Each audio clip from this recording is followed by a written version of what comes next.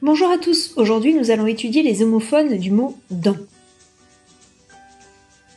Il existe plusieurs manières d'écrire le mot « dent », D-A-N-S, D-E-N-T et D''E-N. Nous allons donc étudier à tour de rôle ces différents homophones et te donner quelques techniques pour ne plus les confondre. Commençons avec dent, D-A-N-S. Le mot dent, D-A-N-S est une préposition, il est toujours invariable. Et il permet d'introduire des compléments circonstanciels de lieu ou de temps. Par exemple, je vais dans la chambre. Dans la chambre est un complément circonstanciel de lieu. Ou il arrive dans une heure est un complément circonstanciel de temps. Passons maintenant au deuxième homophone, dans D-E-N-T. Dans D-E-N-T est un nom masculin, il est variable, il s'accorde au pluriel, comme dans j'ai mal aux dents. Il y a un S puisque l'on a plusieurs dents.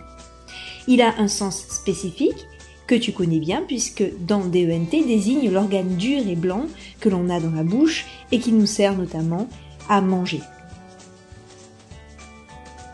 Tu dois peut-être te demander pourquoi l'on trouve un T à la fin de ce mot. Eh bien parce que dans D-E-N-T est issu du mot latin dentem qui désigne la dent, l'organe dur que l'on a dans la bouche.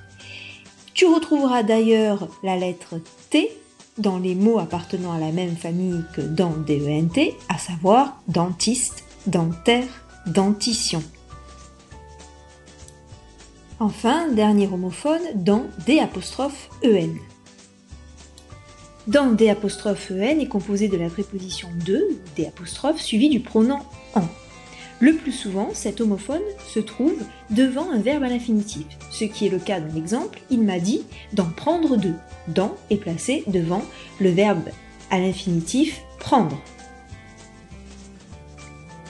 Mais sachez également qu'on peut retrouver cet homophone dans les locutions adverbiales « d'en haut » et « d'en bas ». Retenez-le bien.